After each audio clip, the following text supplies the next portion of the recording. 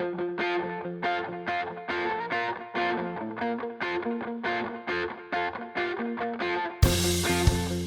are listening to your new Puppies podcast, starting you and your dog off on the right paw. Here's your host, Debbie Salento.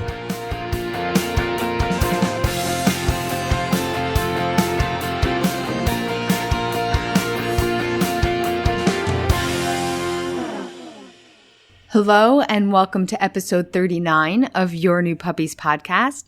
I'm Debbie, and today we're going to talk about the most common potty accidents and how to avoid or fix them.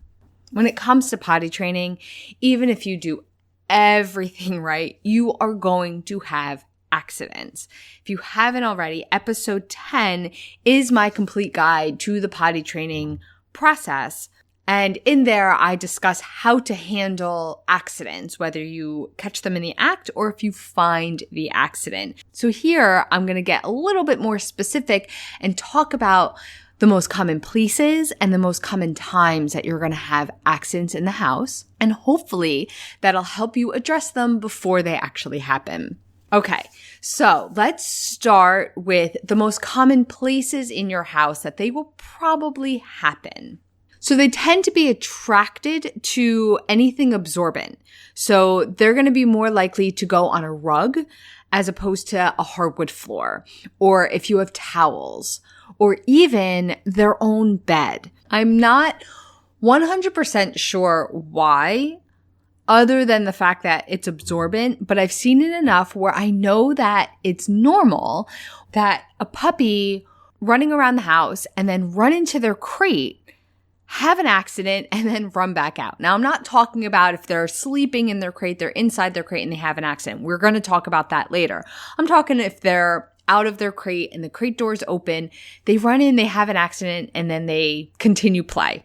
My assumption is that it's just an absorbent place for them to go. So I had a client whose dog used to always run upstairs to go to the bathroom. And it turned out it was because their entire downstairs was either tile floors in the kitchen or hardwood floors. And upstairs is where the rugs were. So once they blocked her from going upstairs, the accidents just stopped because she didn't have that absorbent place to go. So she was more likely to hold it until she got outside. So it's something to keep in mind. Now they're also going to tend to gravitate towards less frequently used rooms. So if you have like a dining room that you only use on holidays, that's going to be where they go and have an accident. Unfortunately, that's usually where you have like the good rug or the expensive furniture. And that's just because it smells less like home. In the same way their crate works to avoid accidents is that they don't like to go in their sleeping space.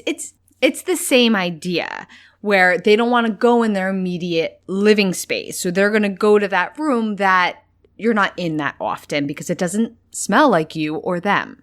So that's the type of room that you might want to just block off when you are puppy-proofing your house.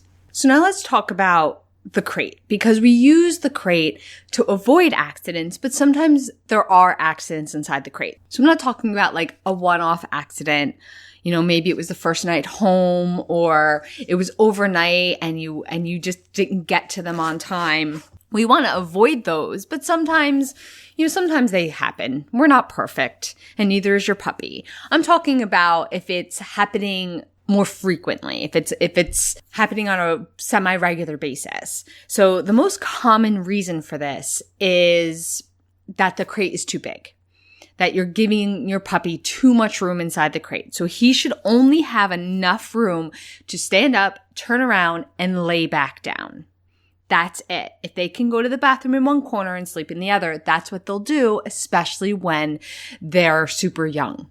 That's why I like the Life Stages crate, which is the traditional wire crate, because they have the divider in it where the crate can grow with your puppy. Now, if that's still not working, what you want to do is take anything absorbent out of the crate. So that includes their bedding, any towels that you're using, any blankets that you have in there. This is the most effective way to stop the accidents inside the crate, which is your priority, because once you lose the crate for potty training, it becomes a whole lot harder. So it's only temporary, and I end up doing this with probably, I'm going to say, almost half my clients. We just take the bedding out and the accidents stop. And let me tell you, you'd be surprised that the puppies don't seem to mind. They kind of like sleeping on that tray on the bottom. It's only temporary until we get a better handle on the potty training. So now let's talk about some situations that are really common for accidents to start to happen. Probably the most common potty accident question I get is, we were just outside, we came in, and they had an accident. So this is why I recommend, if you're outside and your puppy doesn't go, when you come back in, they go back in their crate. 10, 15 minutes, and then you go back outside. And then you repeat this until they do go. And the reason for this is because your puppy might not have made the connection that outside is where we go to the bathroom. Or when we're outside, that means it's time to go potty. That is something that they're learning throughout the potty training process. So some of them, it'll take them a while to really understand that concept. Now, if you're going outside, your puppy's going and then coming back inside and going again, then my first thought is you need to control the water more. Like, they're drinking a lot more water than you think they are, and that's why they're just going to the bathroom too much. Or there could be something physically wrong. There could be something physically going on if they're going to the bathroom outside, inside, and they just have to go a lot and they're not holding it at all. That is a possibility. That situation you would have to specifically look at because it is not as common as the rest of these. Okay. And now the most common time for your puppy to have an accident is when you think you have potty training down. At the second you think, wow, we haven't had an accident in a week. We've been doing really well. She's been telling us when she has to go out. That's when an accident happens because you naturally let your guard down in those moments. So if they're not having accidents, that means you're doing your job. You're probably being really diligent.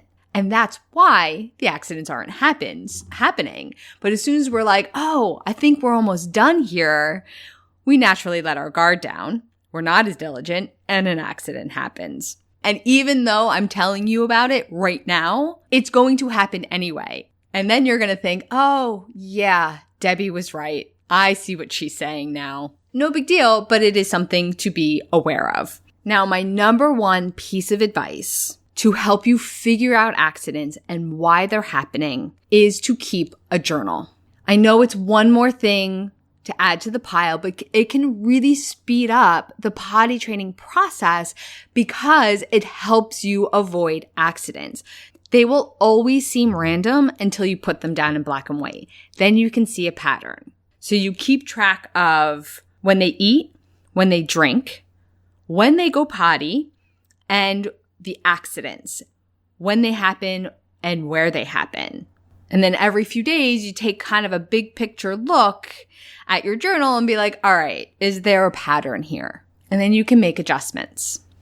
So of course, these aren't the only times and places accidents are going to happen. These are just the most common. So this way you can be aware of them, maybe avoid them, or sometimes it's just nice to know that it's normal and common when it does happen. And that is all I have for you today. You can hit subscribe to never miss an episode of Your New Puppy. And if you're finding this podcast useful, you can rate and review it, which helps other new puppy owners find the podcast. And if you'd like to continue to train with me, you can join my 4-week online course for new puppy owners, Your Perfect Puppy, where not only you get a ton of video lessons, but you get direct access to me to ask all of your training questions for the first year with your puppy. You can find more information on that at playtimepaws.com/puppy. Thank you so much for listening. I'll be speaking with you soon. Bye for now.